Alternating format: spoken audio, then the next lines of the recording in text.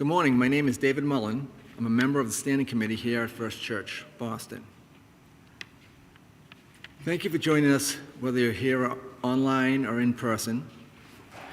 I also want to thank all the guests and visitors here today.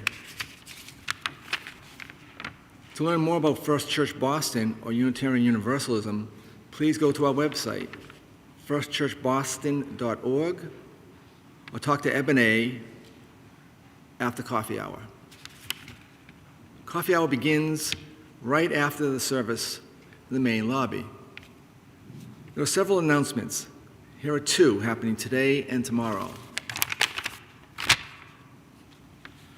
After church, there'll be a discussion about independent journalism. Please join us for lunch and a video presentation in the auditorium from 12:30 to 2 p.m. Everyone is invited. Tomorrow night, Monday, March 16th, you're invited to Cafe Underground from 7 to 9 p.m. in the auditorium. What is Cafe Underground, you may ask? It's a pop-up open mic event held every third Monday of the month. Bring your guitar, a poem, a song, or just bring you. It's free, and everyone is open to attend.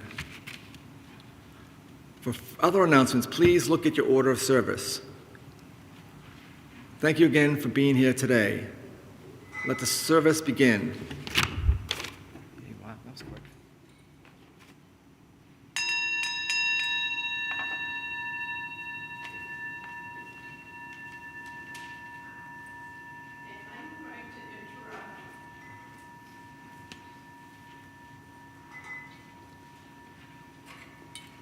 I'm interrupting briefly with a stewardship campaign announcement, and I have a couple of props here. In the pews, you have both a booklet about our Resilient Together campaign and a pledge card. If you have not already done so, you can find out how to pledge either by filling out the card or online. And if you've been paying attention, you know that when you do pledge, you get entered in a drawing, a raffle. There will be one each week. So the folks in here this is the people who have already pledged. So if Ebonié will pick one of these names,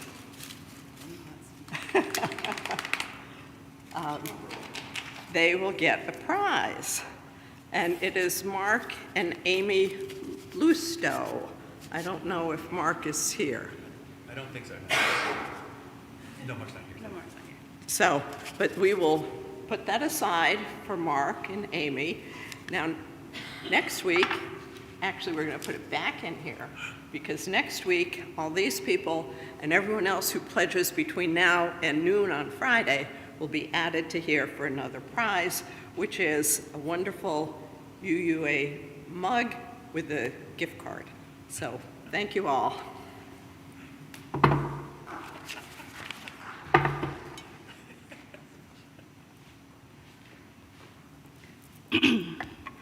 And by the way, that's Nancy Olson, Chair of the Standing Committee.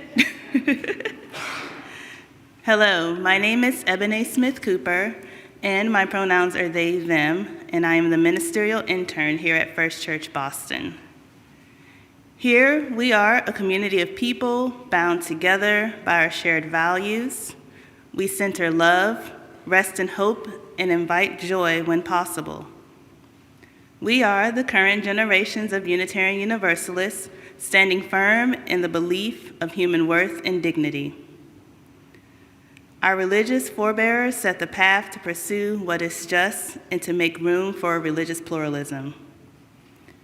You may be joining us in the sanctuary just as you have for the last 20 years, or you may be settling into your big comfy chair at home and watching the live stream for the first time.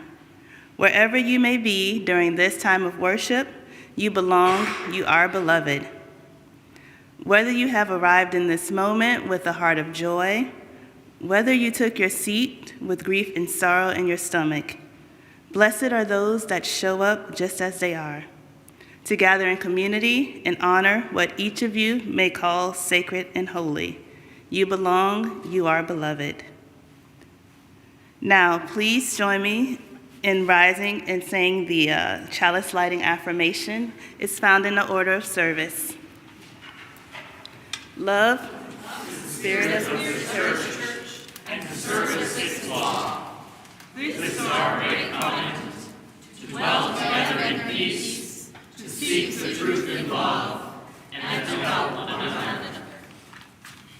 Now we will take a moment here in the sanctuary to greet one another, and don't forget to wave to the folks online at the camera behind us. Good morning.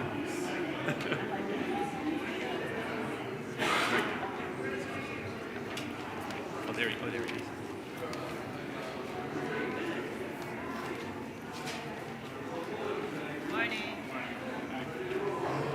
And do the official, yeah, so the people on camera can see that we like each other. Try to look happy. All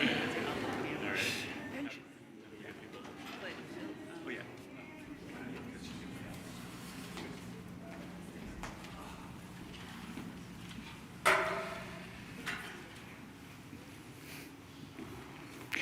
Good morning. I first walked through the doors of First Church during a period of deep professional and personal transition.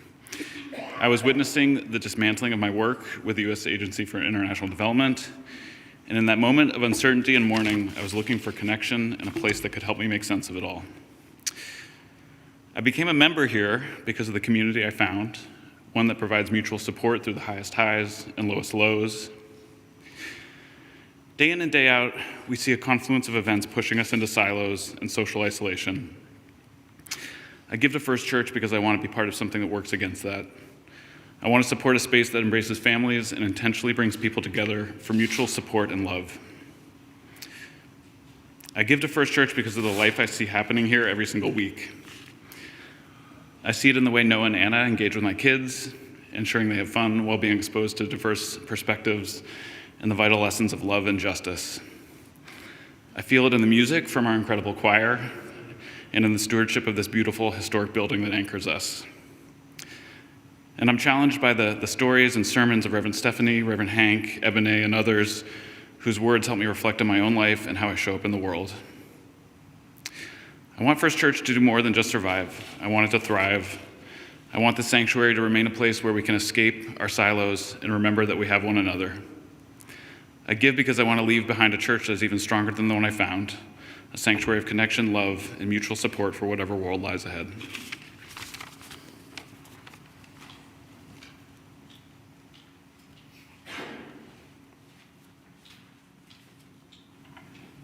And now, please rise as you are willing and able, and join in singing hymn number 1007, There's a River Flowing in My Soul, and it's in the Till hymnal.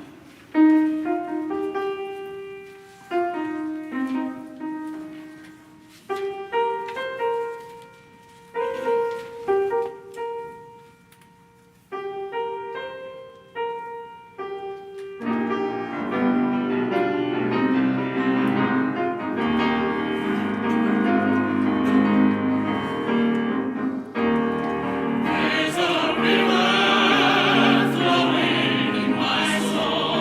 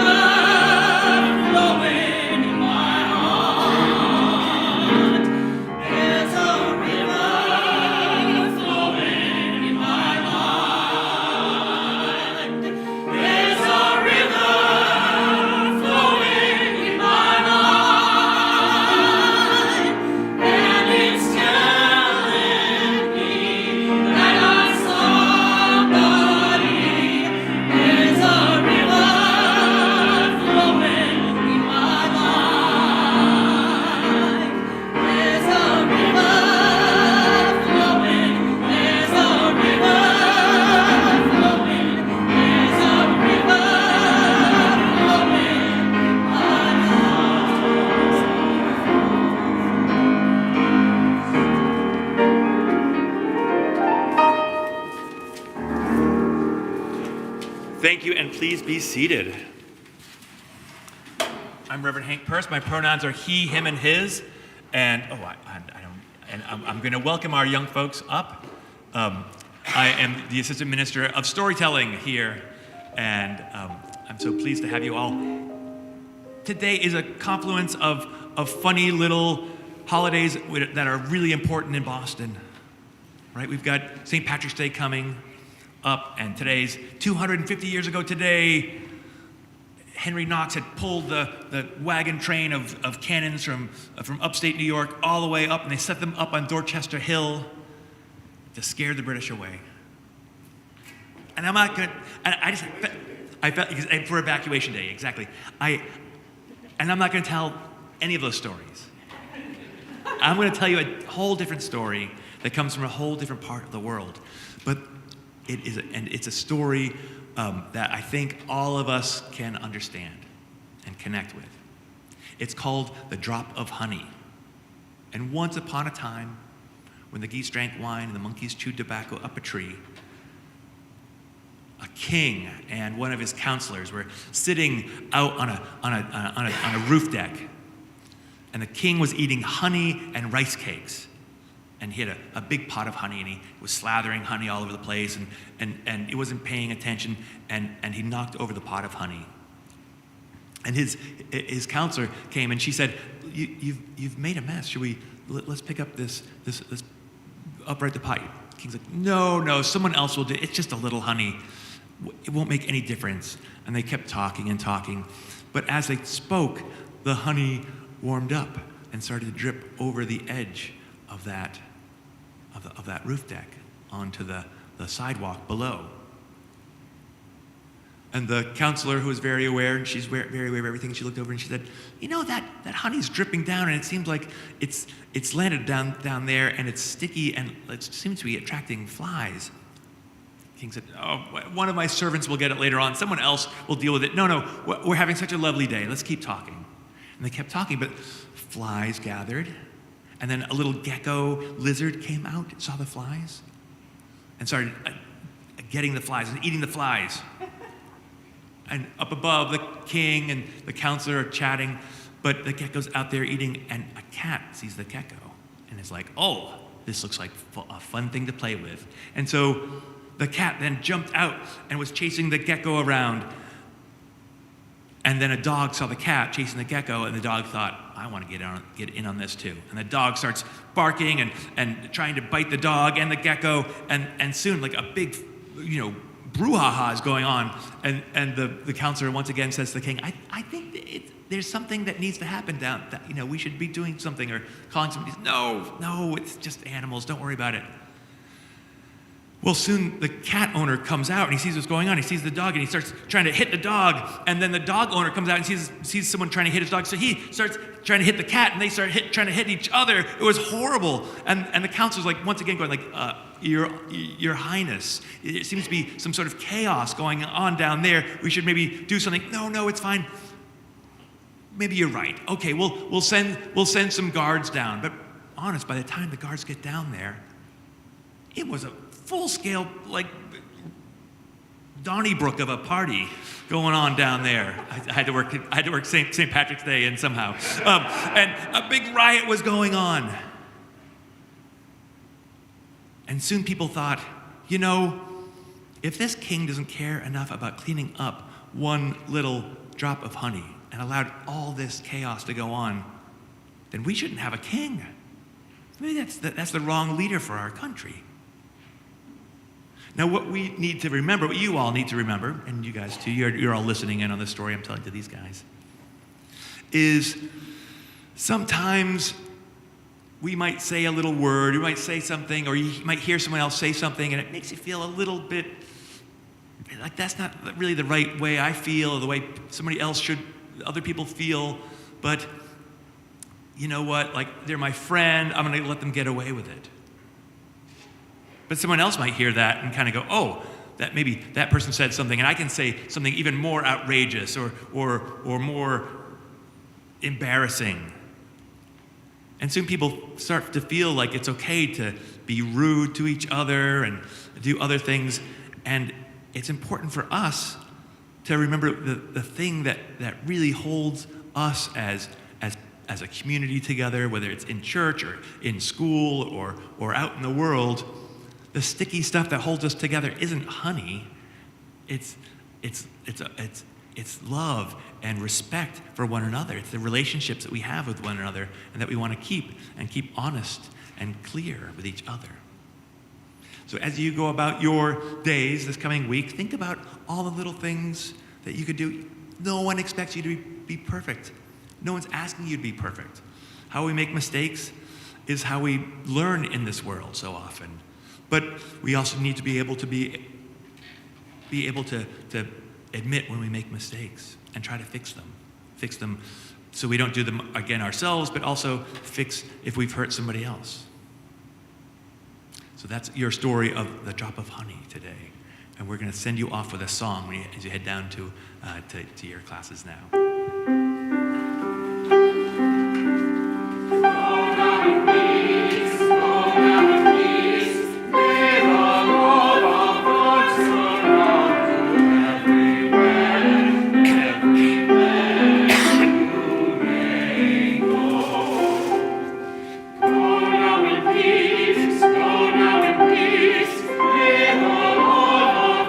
Surround you everywhere.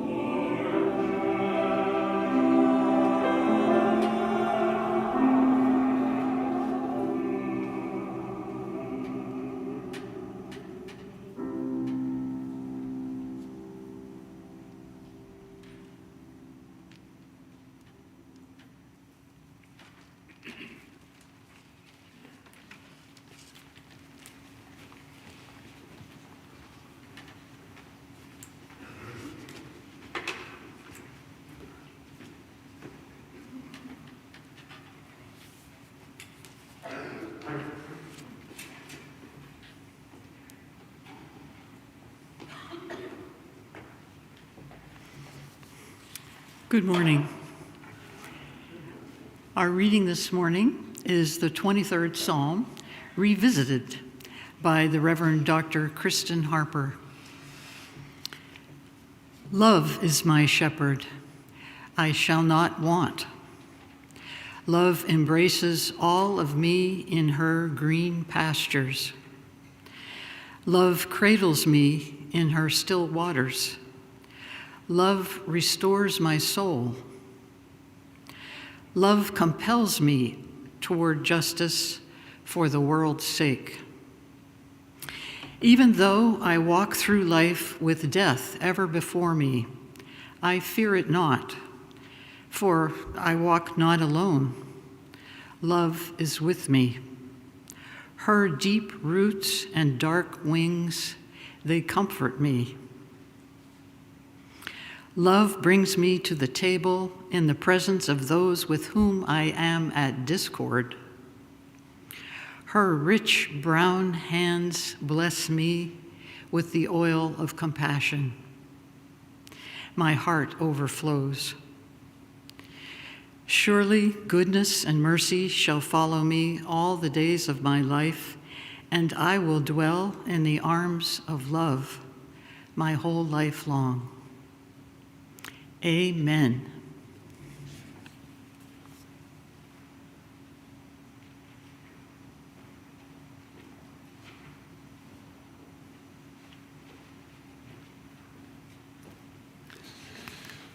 The hymn before the prayer, you'll find in the silver and gray hymnal. It's number 391. It's a hymn we're going to sing seated down. You don't need to stand up for that. So 391.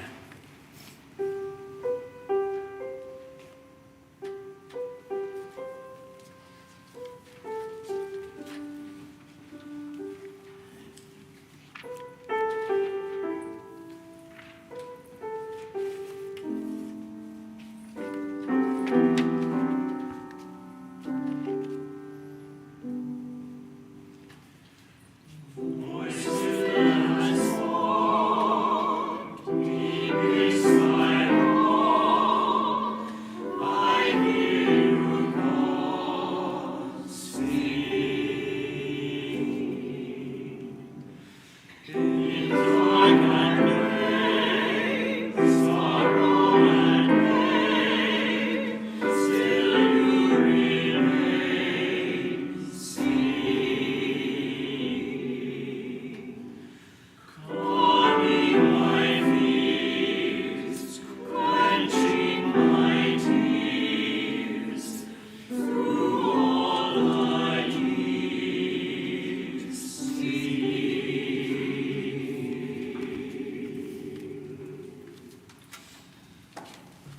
Let us open our hearts in prayer.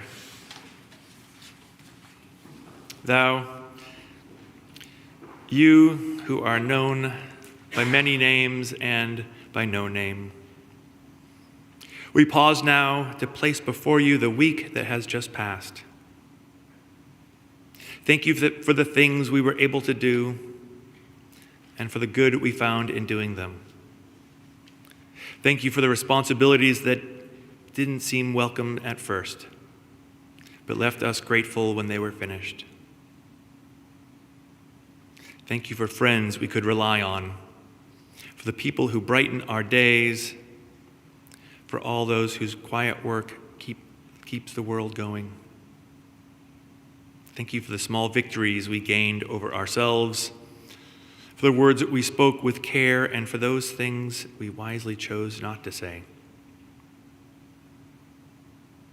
God, we also place before you the week ahead and the hope we carry into it.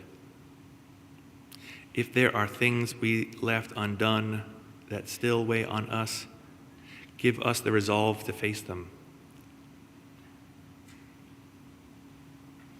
Thou be that still small voice that speaks of love, comfort, and hope. Be our calm amidst the storm. Remind us that there are open hearts and hands all around, waiting to love and to help if only we open ourselves to them. Remind us in every way that we always have the power to choose. We always have the power to choose how we will respond to life. And then we ask you to help us to choose wisely, to act justly, to live peacefully and embody every value and virtue that we wish to see in the world. May the past become a blessing that guides us, and the future a challenge that calls us forward. And most of all, give us the strength to welcome each new day, and let your song stay with us through the night. Let us be together for a few moments of silence.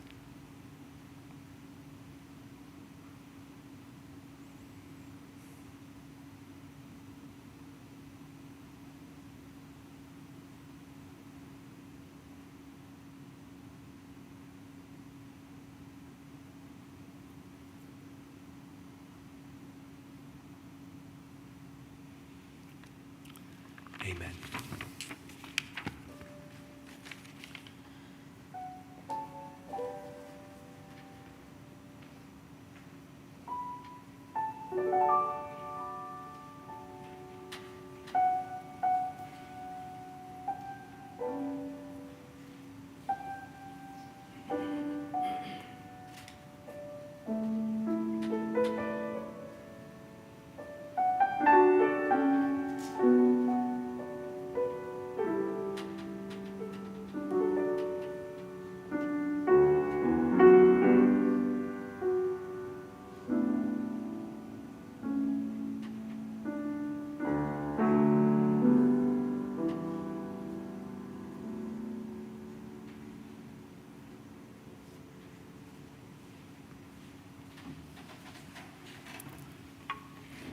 Now it is time to collect this morning's offering.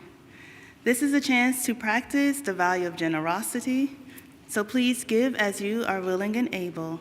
Your contributions assist in maintaining the pulse and work of First Church Boston and the surrounding communities.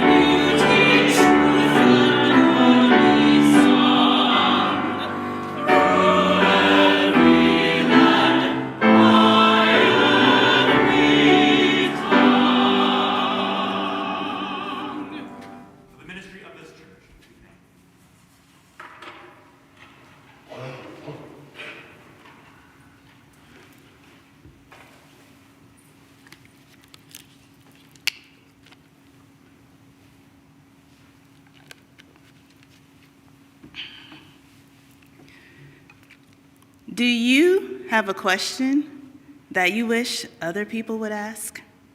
Maybe not. Is there a question that you don't want to be asked?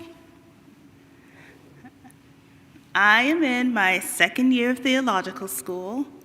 When I talk to folks about my schooling, they almost always ask how I feel about becoming a Unitarian Universalist minister.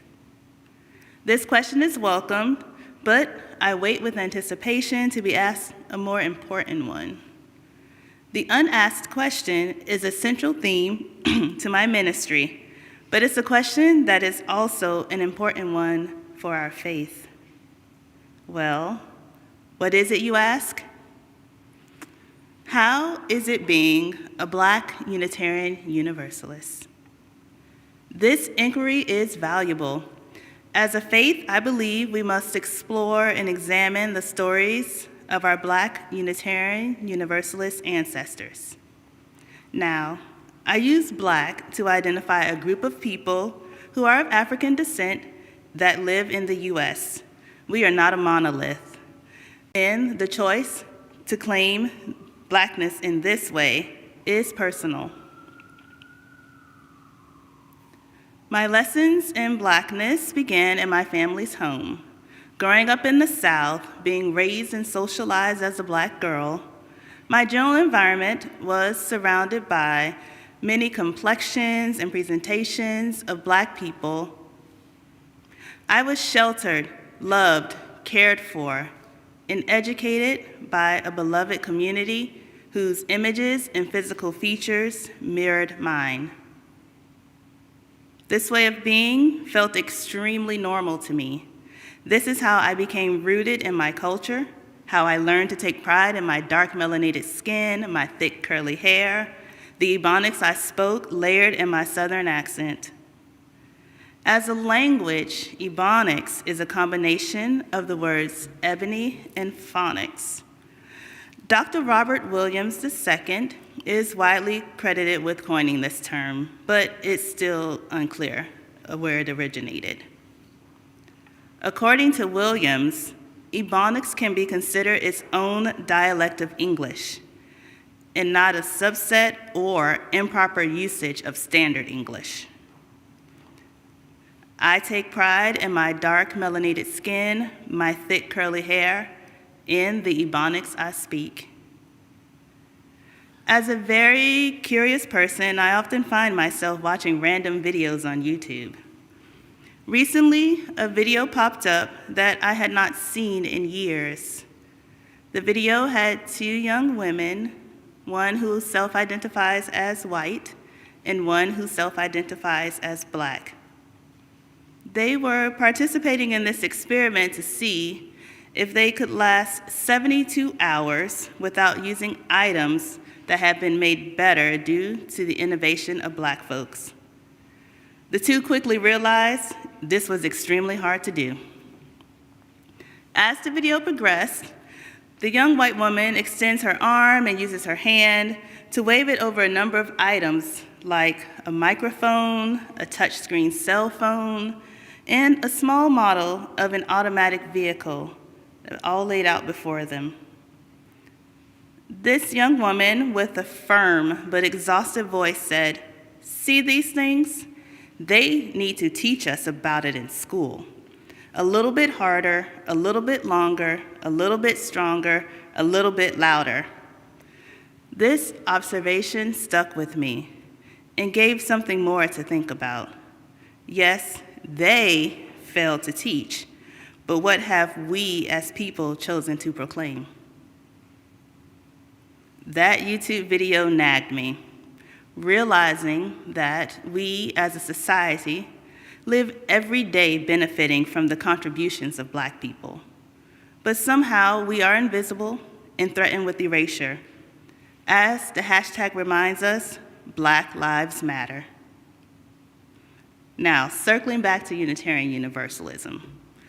As a faith community of people who value love, who values justice, equity, and interdependence, what is the message that we need to, better yet, must be a little bit louder about? I will be open with you. Preaching on this topic of race was a bit challenging for me. Not because I am ashamed or embarrassed about who I am, but because part of my lived experience is paying attention to the quiet parts of my journey. The parts that, upon entering a space, I look around the room to find other Black folks, to make eye contact and say, I see you, you're not alone. In certain predominantly white institutions, I am mindful I must code switch, avoid Ebonics and use standard English, speaking words and phrases that sometimes feel foreign in nature to me. The intentional choice to code switch is a way to fit in, an attempt to avoid being stereotyped. In this action is a way to conform to make white people feel comfortable. In my body at times, it feels inauthentic. In my body, it feels like anxiety and pressure to disregard my comfort for the sake of others. Perhaps you have felt, as a woman, as a queer person, someone with marginalized identities, this same discomfort. Early in my studies, I took a required course on Unitarian Universalist history. Some people know it as polity. The most impactful portion of this course happened when I was introduced to the book Darkening the Doorways by Mark Morrison Reed. This book contains stories, biographies, essays, and other documents that center the Black Unitarian Universalist experience. The writings aim to investigate an important observation: why there are so few African American Unitarian Universalists. Let me repeat this observation as a question. Why are there so few African American Unitarian Universalists? I call a few by name. Reverend Jeffrey Campbell. He was raised a Universalist and was a person of mixed heritage. Reverend Campbell penned an autobiographical essay entitled Personality, Not Pigment. As a response to a series of prejudice and discriminatory editorials about him in the Universalist publication, The Christian Leader.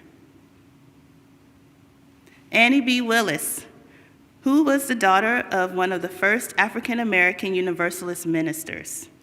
After her father's death in 1929, she succeeded him and was appointed the superintendent for the Suffolk Normal Training School, a Black Universalist mission school. Reverend Ethel Red Brown, a Jamaican-born Unitarian minister who was known for his religious radicalism and as the pastor of the Harlem Unitarian Church in New York City. Jeffrey Campbell, Annie B. Willis, Reverend Ethel Red Brown, these are the footsteps, the stories of African American Unitarian Universalists that I am grounded and moved by. I am not alone. I share this information as an invitation to look closer, speak louder about why multicultural, multiracial, diverse UU congregations have yet to be fully realized. After leaving my home, my family's home in my 20s, my sense of community and what I identified as normal slowly started to fracture. This breaking occurred because I believed to find success that I needed to move away from my Blackness, my community.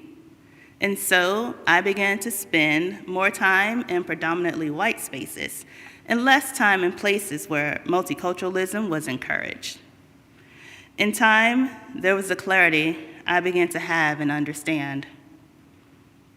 Growing up sheltered in the Black community was preparation for a society that would consistently deny the humanity of Black people and other people of color.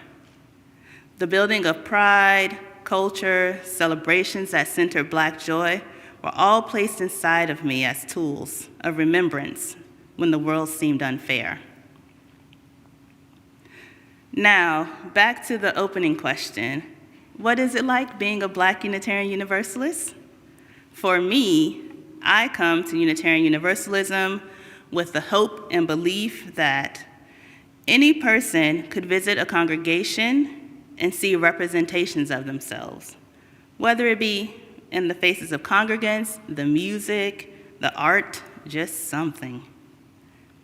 In Darkening the Doorways, Reverend Michael Slack writes about preparing for the outcome we may want. The idea that planning now will edge us more closely to the vision of congregational life that we want in our UU church. As an example, outside of race, in anticipation of having children at our stewardship kickoff potluck, the church staff thought of and planned a space for kids to play and move and be in community as their authentic selves. There was no confirmation on the number of kids that would show up. It was only our hope that if we have just a few things in place, our intentions would be seen, caregivers would feel seen, and families would feel welcomed. These actions are part of my manifestation of hope for our faith. It grounds me as a person entering into ministry. It reminds me of ways in which we can show up for each other. Whether it be a play area for kids or a continuance of work around racial justice and other issues of concern. I hope each of you will help in your own way to maintain heartfelt, open dialogue. Alongside these actionable items that will inform who we want to be as a community of faith. So now, what question will you ask?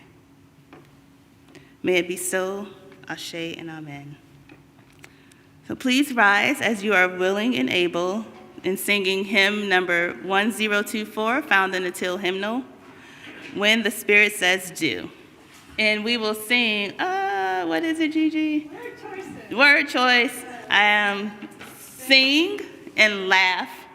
Yes, are the next two verses. Sing and laugh. Sing and laugh.